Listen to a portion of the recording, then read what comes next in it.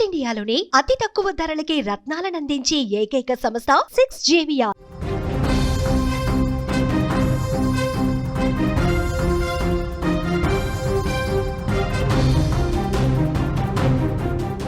సింహం అడవిలో నడిచిన, రోడ్డు మీద నడిచిన, జనం మధ్యలో నడిచిన దాని ధీరత్వంలో టీవీలో ఏమాత్రం మార్పు ఉండదు.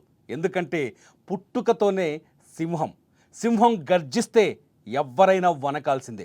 ఎందుకు ఈ మాటలు చెప్తున్నానంటే, చైనాలో జరిగిన ఆ షాంఘాయ్ కోఆపరేటివ్ ఆర్గనైజేషన్ సమ్మిట్కి హాజరైన భారత ప్రధాని నరేంద్ర మోదీ నడకను చూస్తే, అక్కడ నిలబడ్డ పాకిస్తాన్కి కావచ్చు, ఆహ్వానించిన చైనాకి కావచ్చు, మోదీ నడక సింహంలా కనిపించింది. ఒక్కసారి ఆ వీడియో చూడండి. మోదీ నడుస్తుంటే సింహం నడిచినట్టుగానే కనిపించింది. భారత ప్రధాని మోదీ నడకలో ఆ ధీరత్వం, భారత ప్రధాని మోదీ నడకలో ఆ గర్వం, భారత ప్రధాని మోదీ నడకలో 140 కోట్ల ప్రజల ఆకాంక్ష, 140 కోట్ల భారతీయుల శక్తి సామర్థ్యం, 140 కోట్ల భారతీయుల నుంచి వచ్చిన పవర్ చాలా స్పష్టంగా కనిపించింది. ఈ మాటలు ఎందుకు చెప్పాల్సి వచ్చింది అంటే, భారత్కి చైనాకి మధ్య సంబంధాలు తెగిపోయి దాదాపు 7 సంవత్సరాలైంది. చైనా పైన తీవ్రమైన ఆంక్షలు విధించింది భారత్. అయినప్పటికీ చైనా భారత ప్రధాని మోదీ అడుగు పెట్టాలి తమ దేశంలో అని కోరుకుంది. షాంఘాయ్ కోఆపరేటివ్ ఆర్గనైజేషన్ అందుకు వేదిక అయ్యింది, సమయమైంది, వేడుకయింది. అయితే ఇదే సమావేశంలో మోదీ ఇంత టీవీగా నడుచుకుంటూ వచ్చిన ఇదే సమావేశంలో మరొక 2 కీలకమైన సన్నివేశాలు కనిపించాయి. ఆ సన్నివేశాలు కేవలం అవి దృశ్యాలు మాత్రమే కాదు, ఆయా దేశాల శక్తి సామర్థ్యాల్ని ప్రతిబింబించే శక్తివంతమైన వీడియోలని కూడా చెప్పాలి. మొట్టమొదటిది, పాకిస్తాన్ ప్రధానమంత్రి షెహబాజ్ షరీఫ్ కూడా ఇదే సమావేశానికి హాజరయ్యారు. మీరు స్క్రీన్లో చూడొచ్చు, నా పక్కనే కనిపిస్తున్న వీడియోలో చూడొచ్చు. భారత ప్రధాని నరేంద్ర మోదీ, అలాగే రష్యా అధ్యక్షుడు వ్లాదిమిర్ పుతిన్. మీరు ఒకసారి చూడండి, భారత ప్రధాని నరేంద్ర మోదీ, రష్యా అధ్యక్షుడు వ్లాదిమిర్ పుతిన్ నడుచుకుంటూ వెళ్తూ ఉంటారు. వాళ్ళు నడుస్తున్న సందర్భంలో అక్కడే వివిధ దేశాల అధినేతలు నిల్చొని ఉన్నారు. అక్కడ పాకిస్తాన్ ప్రధానమంత్రి షెహబాజ్ షరీఫ్ కూడా నిల్చొని ఉన్నాడు. పాకిస్తాన్ ప్రధానమంత్రి షెహబాజ్ షరీఫ్ని భారత ప్రధాని నరేంద్ర మోదీ కావచ్చు, అట్లాగే రష్యా అధ్యక్షుడు వ్లాదిమిర్ పుతిన్ కావచ్చు, ఒక్క కనురెప్పపాటు కూడా అతన్ని పట్టించుకోలేదు, అతని వైపు చూడలేదు. అంటే వ్లాదిమిర్ పుతిన్ అట్లాగే భారత ప్రధాని నరేంద్ర మోదీ ఇద్దరు శక్తివంతమైన నాయకులు, ఇద్దరు బలమైన శక్తివంతమైన నాయకులు, 2 బలమైన శక్తివంతమైన మిత్ర దేశాలు కూడా 1971కి ముందు నుంచి కావచ్చు, ఇప్పటి వరకు మొన్న ఆపరేషన్ సింధూర్ వరకు కావచ్చు, రష్యా భారత్కి ఆప్తమిత్రమైన దేశంగా నిలబడింది. వ్లాదిమిర్ పుతిన్ ప్రధాని మోదీని ఆప్తమిత్రుడు అని కూడా షాంఘాయ్ కోఆపరేటివ్ ఆర్గనైజేషన్ సభలో ప్రశంసించిన సందర్భం మనకు స్పష్టంగా కనిపిస్తుంది. ఈ సమయంలోనే పుతిన్ మోదీ కలిసి వెళుతుంటే పక్కనే సెక్యూరిటీ గార్డ్లా నిలబడ్డాడు తప్ప పాకిస్తాన్ ప్రధానమంత్రి షెహబాజ్ షరీఫ్ కనీసం అతన్ని వీళ్ళిద్దరూ పట్టించుకున్న పరిస్థితి కనిపించలేదు. అతని కళ్ళు చూడండి, ఒక్కసారి షెహబాజ్ షరీఫ్ కళ్ళు చూస్తే అర్థమవుతుంది మోదీని పుతిన్ని ఎంత క్రూరత్వంతో చూస్తున్నాడు, మోదీని పుతిన్ని ఎంత కడుపు మంటతో షెహబాజ్ షరీఫ్ చూస్తూ ఉన్నాడో మనకు స్పష్టంగా అర్థమవుతుంది. ఇప్పుడు ఈ వీడియో నాట్ ఓన్లీ ఇండియా, ప్రపంచవ్యాప్తంగా వైరల్ అవుతుంది. ఎందుకంటే ఎప్పుడైతే ట్రంప్ పాకిస్తాన్ వైపు అని తేలిపోయిందో, అమెరికా పాకిస్తాన్ వైపు అని తేలిపోయిందో, రష్యా చాలా స్పష్టంగా భారత్కి మద్దతు ఇవ్వడం, చైనా కూడా భారత్ పైన ఉన్న వ్యతిరేకతను తగ్గించుకొని చైనా కూడా భారత ప్రధాని మోదీకి ఆహ్వానం పంపడం, మోదీ పట్ల విశ్వాసాన్ని వ్యక్తం చేయటం, భారతదేశానికి మధ్య చైనాకి మధ్య ఉన్న విభేదాల పట్ల ఇద్దరు చైనా అధ్యక్షుడు జిన్పింగ్ అట్లాగే భారత ప్రధాని నరేంద్ర మోదీ చాలా కీలక చర్చలు కూడా జరిపారు షాంఘాయ్ కోఆపరేషన్ ఆర్గనైజేషన్. చాలా ముఖ్యంగా సీమాంతర ఉగ్రవాదం పైన ఇక్కడ చర్చ జరిగింది.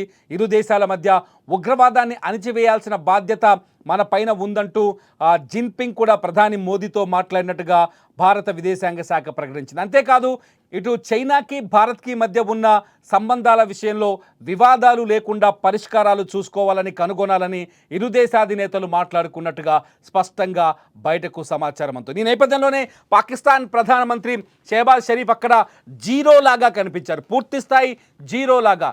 కేవలం ఇతర దేశాలపైన ఆధారపడటం, ఇతర దేశాల నుంచి అప్పులు తేవడం, ఆ అప్పులు తీసుకెళ్లి పోని పాకిస్తాన్ ప్రజల్ని బాగుపరిచే అవకాశం ఉంది, అది లేదు. కేవలం ఉగ్రవాదాన్ని పెంచి పోషించడం, ఆ ఉగ్రవాదాన్ని భారతదేశంపైకి అలాగే ప్రపంచ దేశాలపైకి ఎగబాకిలా చేయడం, ప్రపంచ దేశాలపైకి ఉసిగొల్పడం తప్ప పాకిస్తాన్ చేస్తున్నది ఏమీ లేదు. షాంఘాయ్ కోఆపరేటివ్ ఆర్గనైజేషన్లో కూడా పాకిస్తాన్ మిత్రదేశమైనప్పటికీ ఇక్కడ పాకిస్తాన్ సాధించింది ఏమీ లేదు. ఇక్కడ భారత ప్రధాని నరేంద్ర మోదీ, అట్లాగే రష్యా అధ్యక్షుడు వ్లాదిమిర్ పుతిన్, అట్లాగే చైనా అధ్యక్షుడు జిన్పిన్ మాత్రమే హైలైట్గా నిలిచారు. మరొక పాయింట్ కూడా ఇక్కడ చెప్పాలి. ఎప్పుడైతే పాకిస్తాన్ ప్రధానమంత్రి రష్యా అధ్యక్షుడు పుతిన్తో కూడా కలిసే ప్రయత్నం చేశారు, మీరు విజువల్లో చూడొచ్చు. పుతిన్ నడుచుకుంటూ వెళ్తుంటే వెనక నుంచి వచ్చి పలకరించే ప్రయత్నం చేశాడు షెహబాజ్ షరీఫ్. కానీ పుతిన్ అంత స్పీడ్గా రియాక్ట్ అవ్వలేదు, చాలా లైట్గా పాకిస్తాన్ని తీసుకున్నాడు. పాకిస్తాన్ ప్రధానమంత్రికి కరచలనం చేయడానికి కూడా కాస్త ఆసక్తి చూపించలేదు. పాకిస్తాన్ ప్రధానమంత్రి బలవంతంగా చేతిలో చేయి కలిపి పుతిన్ చేతిలో చేయి వేసి వెనక్కి వెళ్ళిపోయిన సీన్ మనం చూడొచ్చు. ఈ విజువల్లో మీకు చాలా స్పష్టంగా కనిపిస్తుంది.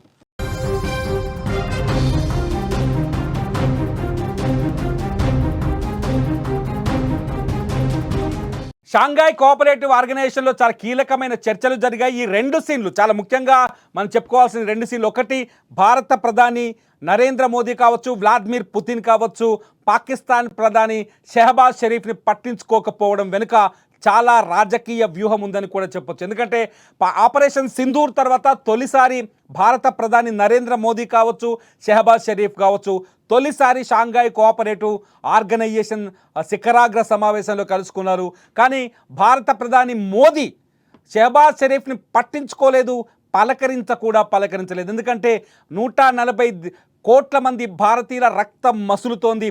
పాకిస్తాన్ ప్రోత్సహించిన ఉగ్రవాదం కావచ్చు, పహల్గామ్లో జరిగిన దాడి కావచ్చు, ఆపరేషన్ సింధూర్ దొంగ దెబ్బగా వర్ణించి తమను తాము పాకిస్తాన్ సమర్థించుకోవడం కావచ్చు. ఈ పరిణామాలన్నీ చూస్తుంటే షెహబాజ్ షరీఫ్ని పలకరించాలన్న ఆలోచన కూడా భారత ప్రధాని మోదీ మనసులో మెదల్లేదని చాలా స్పష్టంగా ఇక్కడ అర్థమవుతుంది. అంటే పాకిస్తాన్ ఎప్పుడు ఉగ్రవాద దేశమే, పాకిస్తాన్ ఎప్పుడు ఈ ప్రపంచానికి వ్యతిరేక దేశమే. అటువంటి పాకిస్తాన్ని అమెరికా వాడుకుంటుందనే మెసేజ్ను కూడా ఇవాళ ప్రపంచ వేదికపైకి భారత ప్రధాని నరేంద్ర మోదీ పంపించినట్టుగా అర్థమవుతుంది. అంతేకాదు వ్లాదిమిర్ పుతిన్ కూడా, రష్యా అధ్యక్షుడు వ్లాదిమిర్ పుతిన్ కూడా పాకిస్తాన్ ప్రధానమంత్రిని పట్టించుకోకపోవడం వల్ల పాకిస్తాన్ పైన ప్రపంచ దేశాలకు చిన్న చూపుందని, పాకిస్తాన్ ఒక ఉగ్రవాద దేశమని, పాకిస్తాన్ని ఎవరు సమర్థించకూడదని పుతిన్ కూడా చాలా స్పష్టంగా సమాధానం చెప్పినట్టుంది. ఎందుకంటే ఈ ఇరాక్తో ఇజ్రాయెల్ యుద్ధం చేస్తున్న సమయంలో పాకిస్తాన్ ఇరాక్కి హ్యాండ్ ఇచ్చింది, ఇజ్రాయెల్ వైపు నిలబడింది. రష్యా ఇరాక్కి మద్దతు ఇచ్చింది. ఇరాక్లో హింస తగ్గాలని, ఇరాక్పై దాడిని ఆపేయాలని అమెరికా అధ్యక్షుడు డొనాల్డ్ ట్రంప్తో కూడా పుతిన్ మాట్లాడారు. ఆ సందర్భంలో భారతదేశం చాలా స్పష్టంగా తన వైఖరిని తెలిపింది. ఇరాక్తో కావచ్చు, అట్లాగే ఇజ్రాయెల్ కావచ్చు, పరిస్థితిని శాంతియుతంగా చర్చించాలని, ఇరు దేశాల మధ్య చర్చలు కొనసాగాలని భారత్ ఆకాంక్షించింది. ఇవాల్టి సమావేశంలో కూడా, షాంఘాయ్ సమావేశంలో కూడా చాలా స్పష్టంగా వ్లాదిమిర్ పుతిన్ కావచ్చు, ప్రధానమంత్రి మోదీ కావచ్చు, ఉక్రెయిన్ చైనా యుద్ధం పైన కూడా మాట్లాడినట్టుగా సమావేశం ఉంది. భారత విదేశాంగ శాఖ చెప్పింది. అట్లాగే ప్రధాని నరేంద్ర మోదీ తన ట్విట్టర్లో కూడా పేర్కొన్నారు, ఉక్రెయిన్తో రష్యా యుద్ధాన్ని ముగించాలని, రెండు దేశాల మధ్య శాంతి ఏర్పడాలని ప్రపంచ మానవాళి కోరుకుంటున్నారని భారత ప్రధానమంత్రి చాలా స్పష్టంగా తన వైఖరిని ప్రకటించారు. ఇక్కడ రష్యా భారత శాంతియుత విధానాలకి మద్దతిస్తోంది. రష్యా భారత్ కోరుకుంటున్న ప్రపంచ శాంతి నినాదానికి మద్దతిస్తుంది. రష్యా భారత్ ఎలుగెత్తి నినదిస్తున్న ఉగ్రవాద వ్యతిరేక చర్యలకి మద్దతిస్తోంది. రష్యా మొదటి నుంచి భారత్కి అనుకూలంగా ఉండటాన్ని అమెరికా జీర్ణించుకోలేకపోతుంది.